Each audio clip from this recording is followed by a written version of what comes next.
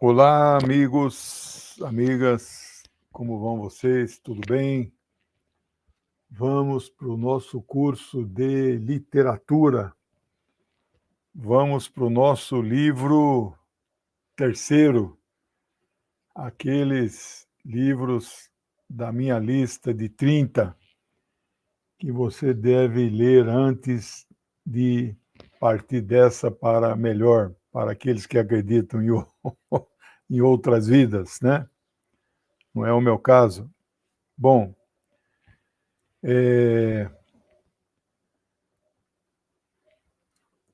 nós vamos falar hoje do autor do terceiro melhor livro. O curso é assim.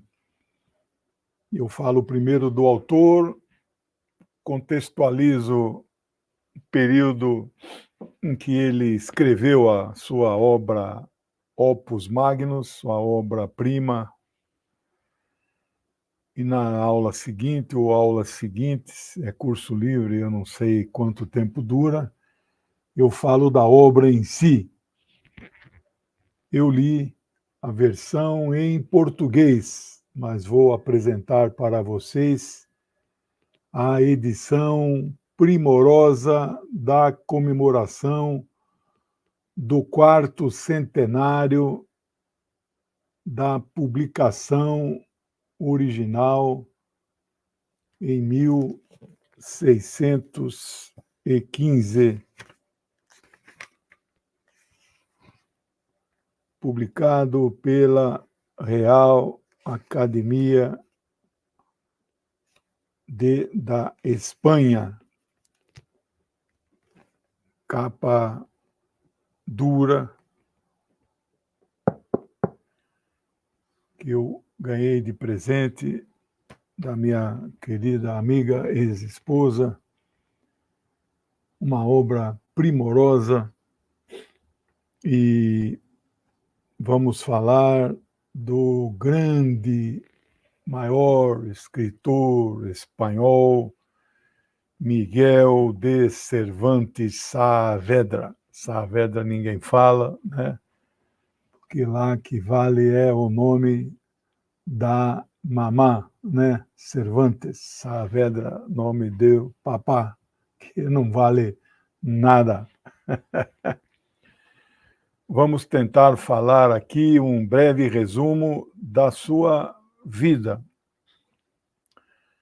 cheio de problemas, de atrapalhadas, de prisões, de guerras, de acidentes, de lesões permanentes em sua mano esquerda. Localizamos aqui um pequeno vídeo sem som, legendado, claro, em espanhol, de 1 minutinho, que não tem problema de direito autoral, podemos passar, que é o resumo de sua vida. Vamos passar aqui para vocês. Não, aqui está. Tem que colocar no começo, né?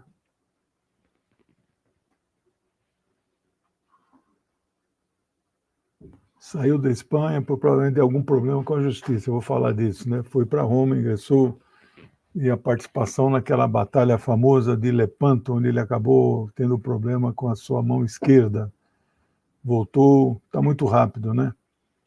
Enfrentou os turcos até 1580, muito rápido. Escreveu Galateia.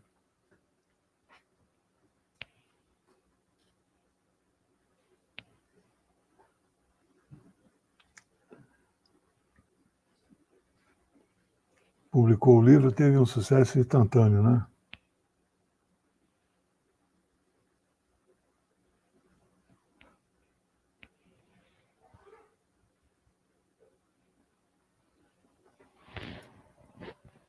Passou muito rápido, né? Infelizmente. Podia ter feito pequenas paradas, mas tudo que está aí eu vou falar hoje aos poucos, né? E aqui, pedi aqui para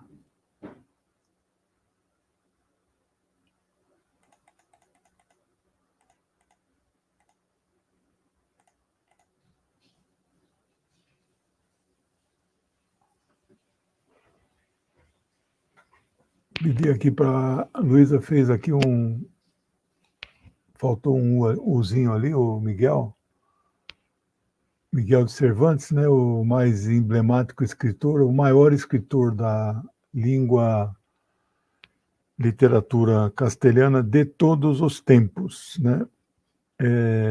Novela, é o maior romancista.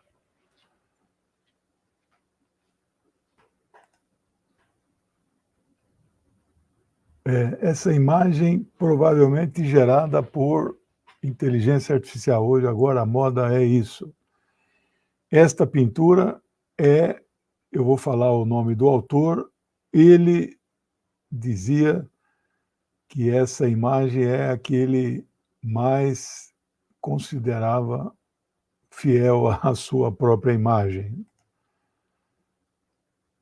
Poeta, novelista, dramaturgo espanhol, considerado como o maior escritor espanhol de todos os tempos e um dos melhores escritores universais. Sua obra mais conhecida é a história do Quixote da Mancha, tem transcendido todas as fronteiras e todas as culturas.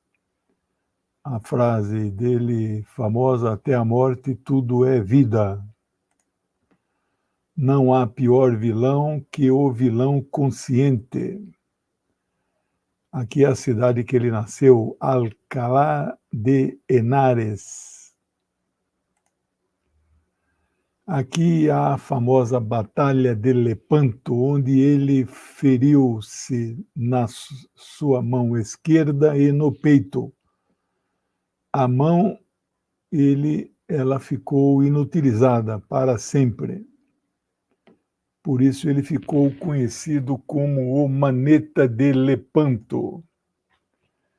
Cervantes, prisioneiro do rei Hassan, gravado de Eusébio Planás. Aqui já era o Império Otomano, Turco-Otomano. Dom Quixote, ele enlouquece lendo livros de cavalaria. Um dos maiores ilustradores de Dom Quixote foi Gustavo Doré.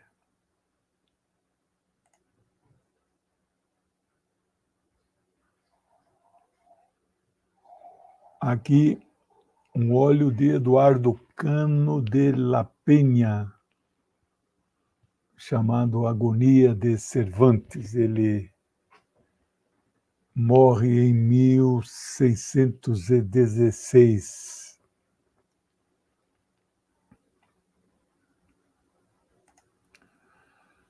Bom, pessoal, agradecer aos vários canais parceiros.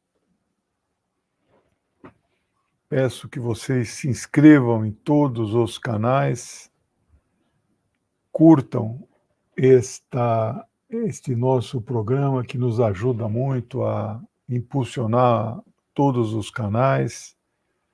Agradeço os canais maiores que retransmitem os meus cursos, né, como a TV 247, a DCM TV. Quero aproveitar esse momento para fazer uma publicidade, né? Saiu esse box com os meus 5 livros, que é aquela coleção para principiantes, Vida e Obra de Marx, Engels, Lenin, Stalin e Mao Zedong. Pesa 2,5 kg. Se não servir para muita coisa, você pode fazer exercício em casa. 1.750 páginas de conteúdo editorial, um box primoroso, uma edição limitada, editora à parte, 750 ilustrações, coloridas dos dois lados. Todas as ilustrações são legendadas, e você pode adquirir a coleção junto com esta linda caneca.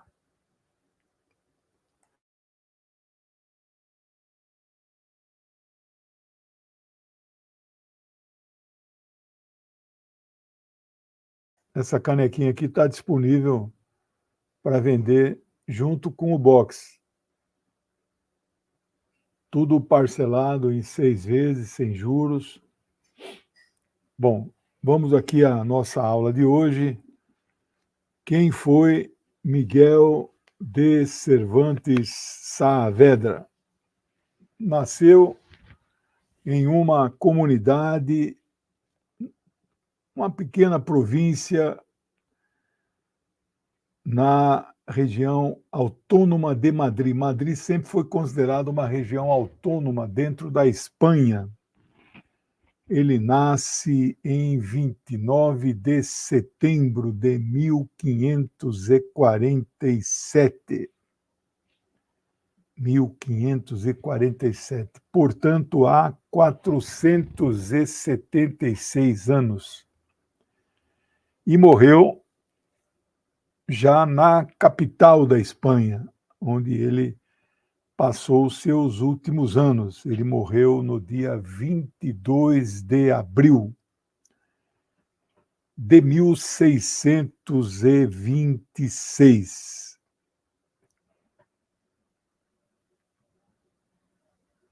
Há uma controvérsia do dia da sua morte, se 22 ou 23.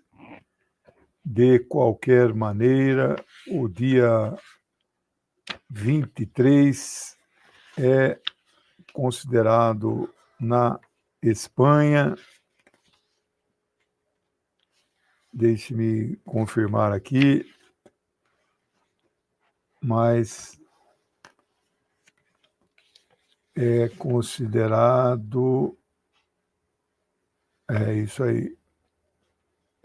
É a comemoração do Dia do Livro na Espanha, dia 23, que tem uma controvérsia do dia da morte dele, né? Bom, nessa época aí, nada era muito consenso, né?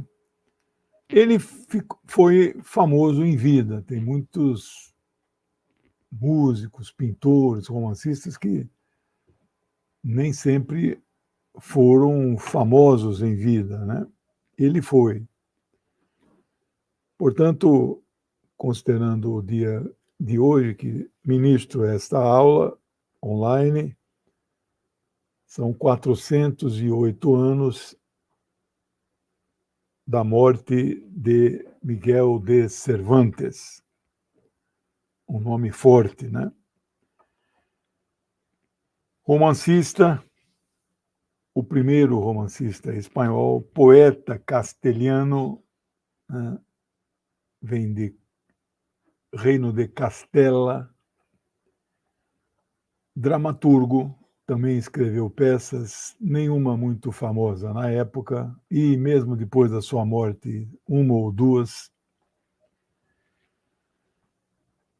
Mas o maior da Espanha, né?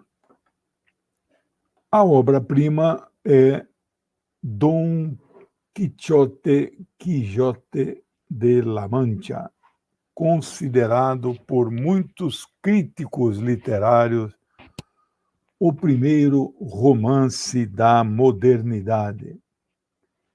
Independentemente de ser ou não o primeiro romance, há controvérsia, não é muito controverso. Ele é considerado um dos, obrigado, viu? Um dos melhores livros já escrito e por isso figura nas listas de melhores livros elaborados pelos melhores críticos. Essas listas têm de 10, de 20 e de 30. Eu fiz aqui uma lista de 30. Eu não sou crítico literário, não sou famoso, sou um mero leitor, né? Se eu fizesse uma lista de 10, ele esse livro figuraria entre os 10, como também Dante Alighieri, não tenho dúvida disso, como também Lusíadas, né? Eu não sei, eu não coloquei livros brasileiros porque pretendo dar um curso dos melhores livros brasileiros, né? Mas não sei que livros brasileiros eu colocaria entre os 10, entre os 30 sei, né? Bom, agora, eu não sei se outros expertos em literatura, se fossem fazer listas de 10, eu acho que com certeza todos colocariam Dante, Camões e Cervantes. Acho que sim. Não, se a lista fosse só 10, eles também figurariam, né? Bom, uma lista de 30, não há unanimidade, evidente, não há. Bom,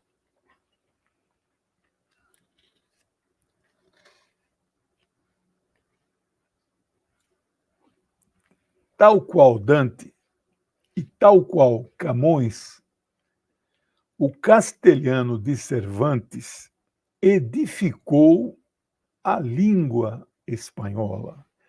Então, a partir do texto cervantino, se estrutura a língua espanhola. Foi assim com o italiano de Dante e foi assim com o português de Camões. Claro que evoluiu, claro que novas regras foram estabelecidas e muita coisa foi modificada, né?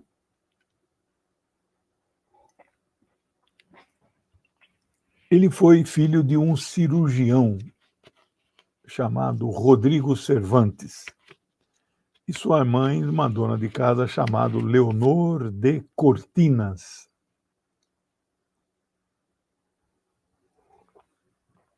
As fontes que eu pesquisei não falam muito do cirurgião, não era considerado um médico assim muito importante. O médico mais importante era o clínico geral. A partir de um certo momento do desenvolvimento da medicina, o cirurgião passa a ter um papel maior, né? É porque cirurgiões eram, dependendo da época, eles eram até sem grandes formações, eles eram os barbeiros, né? Cirurgiões barbeiros na época na Europa, né? A Europa era atrasada em relação ao Oriente Médio, né? O mundo muçulmano não tinha faculdade de medicina. Bom, com 22 anos, Cervantes, o ano era 1569, ele se envolveu em uma confusão que acabou provocando um incidente com um duelo. Ele feriu um jovem com o nome de Antônio Segura. Ele acabou, em função disso, sabendo que seria punido, ele acabou fugindo para a Itália. Nessa época, ele já era considerado um poeta, não era um poeta famoso, mas já tinha publicado 4 poesias de grande valor literário, né? Só 4. Eu tenho quase 70 anos, não publiquei nenhuma até hoje. A minha esposa me cobra, você nunca fez uma poesia para mim, nem para ela, nem para ninguém, né? Não consigo fazer poesia.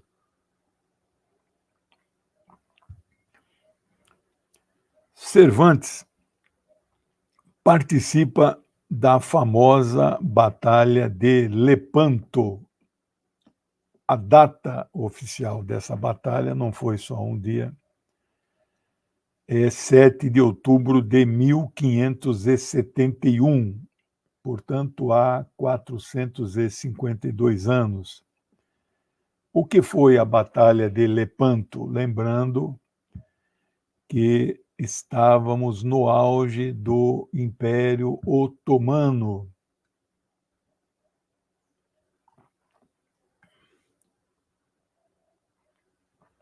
O Império Otomano começa com a tomada de Constantinopla pelos turcos em 29 de maio de 1453.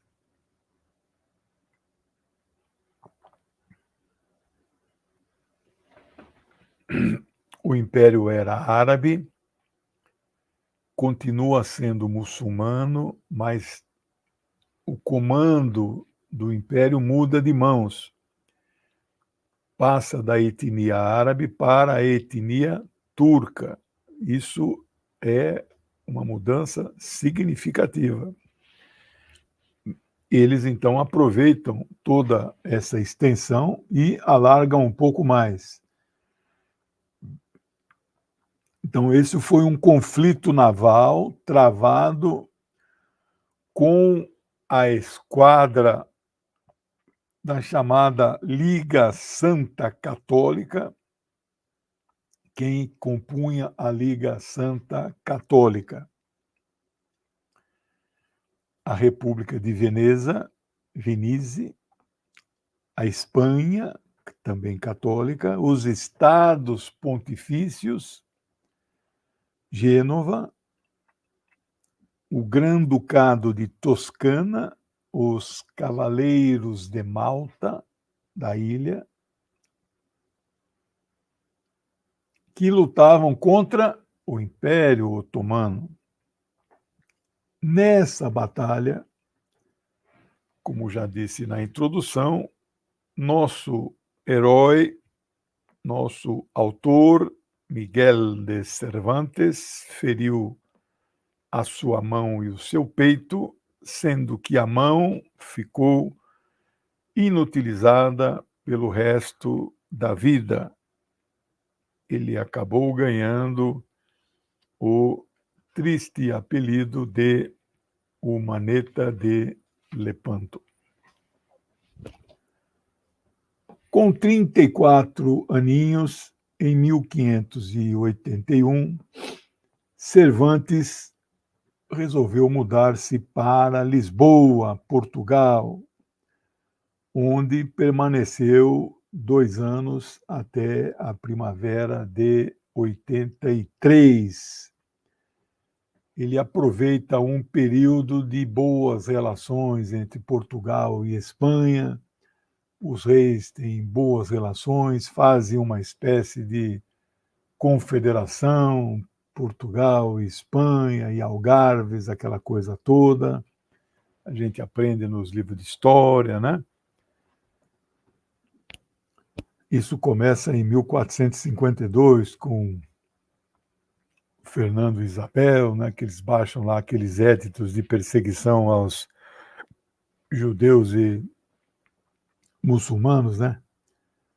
Ou vocês se convertem ou vocês têm que sair dos nossos países, porque senão nós vamos matar vocês, né? E ele se encanta com Lisboa e com os portugueses e as portuguesas, né? Claro. Ele busca, digamos, conquistar um lugar especial e entre os favoritos na corte do rei espanhol, que, digamos assim, tinha era digamos, um rei único para os dois países, né? E nesse período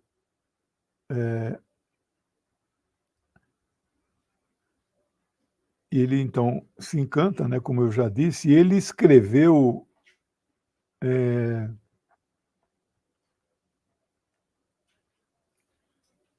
ele escreveu uma frase para festas Milão, para amores Lusitânia. Lusitânia era o nome que os romanos davam para Portugal, né? Ele descreve as mulheres lisboetas como muito agradáveis, né? Corteses, liberais, apaixonadas, embora muito discretas.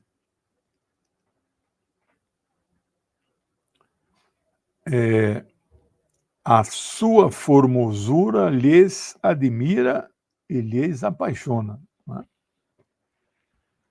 Bom, ele se casa relativamente tarde, aos 37 anos, em 1584, com Catalina Salazar, vivendo com ela algum tempo, em Esquivias, um povoado de La Mancha. Também é um povoado da Comunidade Autônoma de Espanha, região natural da sua esposa, local onde se dedica à arte dramática. Então ele vai escrever então peças de teatro. Interessante registrar que no ano que ele se casa com esta senhora, nasce a sua filha.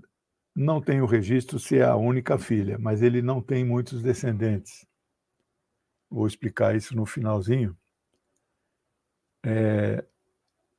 A sua filha chama Isabel Saavedra, né? E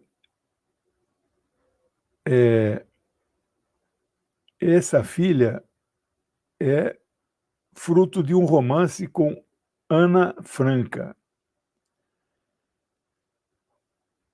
Você vê que coisa, né? Então,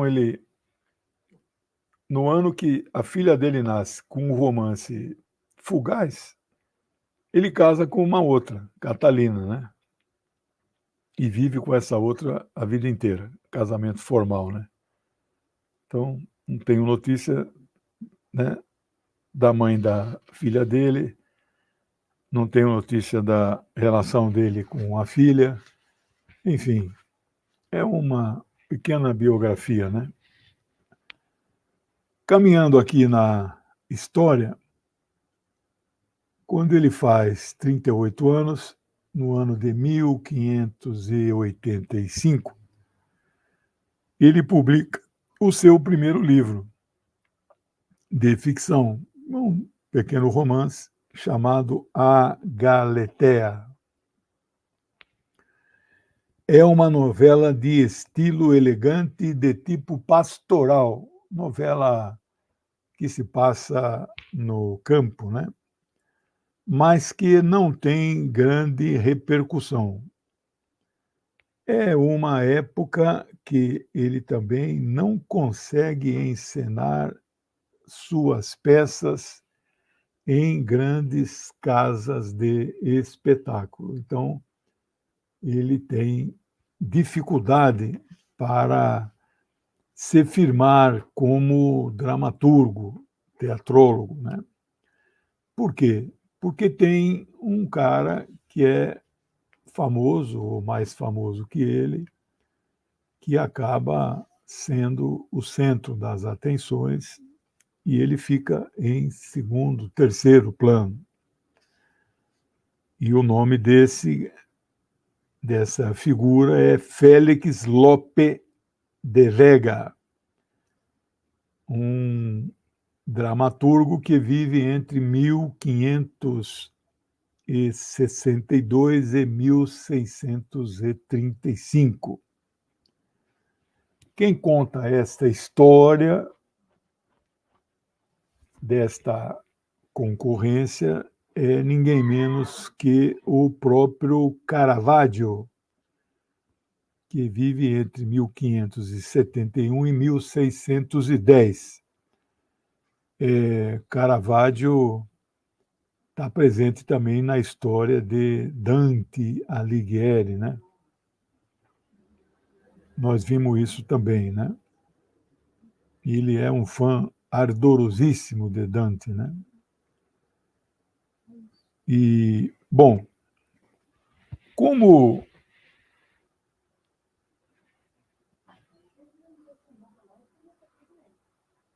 Cervantes acabou não se firmando como dramaturgo, nem como escritor, pelo menos até aquele momento, ele não conseguia sobreviver das artes literárias, restou-lhe tentar sobreviver através da chamada Armada Invencível. O que era a Armada Invencível? Era a Marinha de Espanha, que era, de fato, maior, mais poderosa que a de Portugal, já era mais, né? Portugal era maior, mas foi superada, né? Depois a Inglaterra superou todas elas, né? E a Armada Invencível se preparava para atacar a Inglaterra, né? E ele se inscreveu para trabalhar lá, não como marinheiro, mas foi nomeado para uma função, uma espécie de almoxarife, para arrecadar mantimentos não perecíveis, como arroz, azeite e óleo para suprimentos das embarcações. A armada acabou sendo derrotada em 1588. Nesta época, ele tinha 41 anos. Aí, ele então teve que, mais uma vez, procurar outra forma, outra oportunidade de sobrevivência com 41 anos. Então, você veja quanta coisa ele tentou.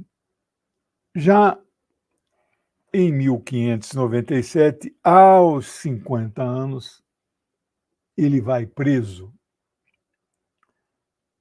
Lá na juventude, ele escapa de ser preso, agora ele foi preso. Por quê? O que ele arrecadava, mantimentos ou dinheiro para a armada, ele depositava em um banco. E não sei que culpa ele teve, mas o banco veio a falir. E aí ele foi, então, punido e foi preso.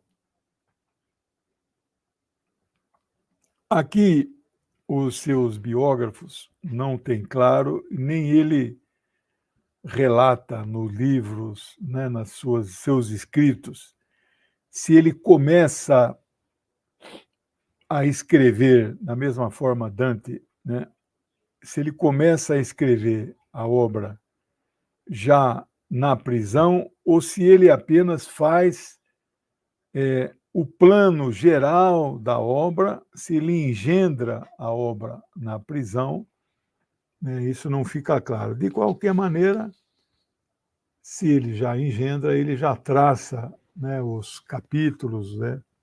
Bom, finalmente, em 1605, aos 58 anos,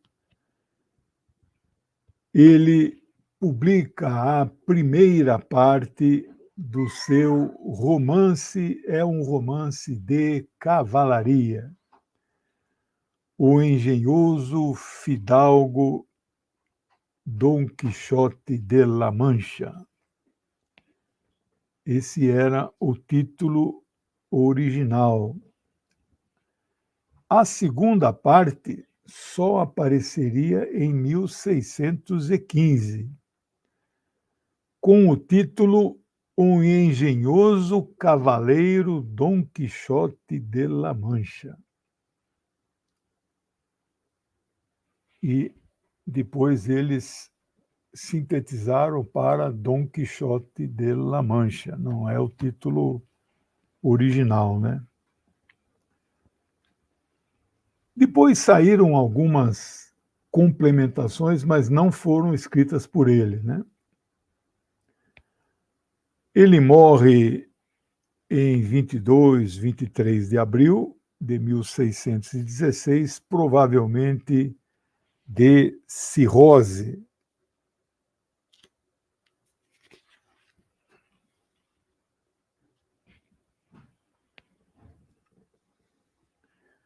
Em 2011, começou uma busca do local exato onde seus ossos estão enterrados em uma igreja trinitária em Madrid. Mas nunca se soube exatamente aonde dentro dessa igreja, né, no subterrâneo. O objetivo desses pesquisadores era tentar reconstituir a imagem, isso é possível, né, pelo crânio, do rosto do autor. Só se conhece até hoje o rosto do autor pela pintura do artista Juan Jauregui, que é a única pintura que ele, em vida, disse que mais se parecia com ele. Esse trabalho tinha o apoio da Academia Real Espanhola e contava com o aval do arcebispado espanhol. 3 anos depois, em 2014, uma comissão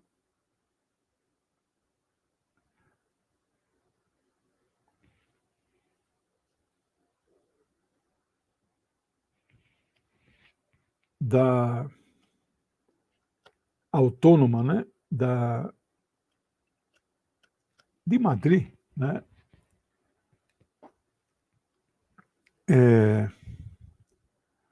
não é comissão, é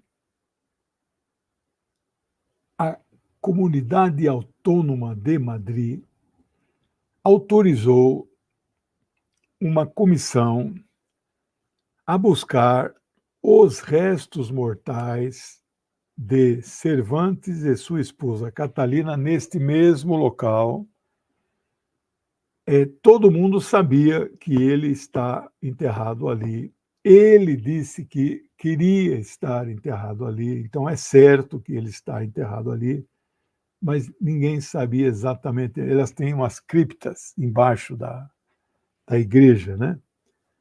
Então, subsolo, ali é um convento chamado Convento de las Trinitárias Descalças. Não sei o que é trinitárias, né? Freiras trinitárias, monjas trinitárias, né? Só que dessa vez a equipe estava utilizando técnicas de radar. Finalmente, eles encontraram, anos depois, uma cripta que tinha um caixão e no caixão havia a inicial MC, Miguel de Cervantes. Foram feitos muitos exames de DNA. Como ele deixou poucos herdeiros, essa filha, né, Ana não, Isabel, né? Fizeram todos os exames.